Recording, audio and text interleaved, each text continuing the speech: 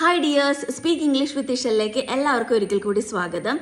അപ്പം നിങ്ങളൊരു IELTS OET PT aspirant ആണെന്നുണ്ടെങ്കിൽ നമ്മുടെ അക്കാഡമിയിൽ ജോയിൻ ചെയ്യാൻ ശ്രമിക്കുക. ഇൻഡിവിജ്വൽ അറ്റൻഷനോട് കൂടി കസ്റ്റമൈസ്ഡ് പേഴ്സണലൈസ്ഡ് ക്ലാസ്സസ് അവൈലബിൾ ആണ്.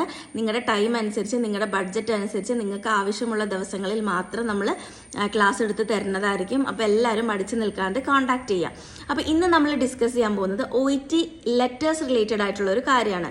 OET സർജറി റിലേറ്റഡ് ആയിട്ടുള്ള ലെറ്ററാണ് വരുന്നതെങ്കിൽ നമ്മൾ എഴുതാൻ സാധ്യതയുള്ള ഒരു കാര്യമാണ് patient was admitted to hospital and underwent surgery, അല്ലെങ്കിൽ she had a surgery on her left lower limb. ഇങ്ങനെയൊക്കെ നമ്മൾ എഴുതാറുണ്ട്. സർജറി റിപ്പീറ്റഡ് ആയിട്ട് വരുവാന്നുണ്ടെങ്കിൽ നമ്മൾ അതിൻ്റെ മുൻപിൽ ദ സർജറി എന്നാണ് യൂസ് ചെയ്യേണ്ടത്. ദ സർജറി എന്ന് ഒരിക്കലും നമ്മൾ സർജറിക്ക് മുന്നായിട്ട് എ സർജറി എന്ന് ഉപയോഗിക്കില്ല.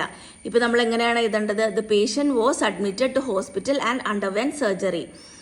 She had surgery on left lower limb. അങ്ങനെ നമ്മൾ ഉപയോഗിക്കുക. എ വേണ്ട. റിപ്പീറ്റഡ് ആയിട്ട് വരുവാണെങ്കിൽ നമുക്ക് ദ സർജറി എന്ന് ഉപയോഗിക്കാം. അപ്പോൾ സർജറിക്ക് പകരം നമ്മൾ ഓപ്പറേഷൻ എന്നാണ് ഉപയോഗിക്കുന്നതെങ്കിലോ ആൻ ഓപ്പറേഷൻ എന്ന് നമുക്ക് പറയാം. അതിന് പ്രശ്നമില്ല. ആൻ ഓപ്പറേഷൻ എന്ന് പറഞ്ഞത് എന്തുകൊണ്ടാണ്? ഓപ്പറേഷൻ O ആണ്.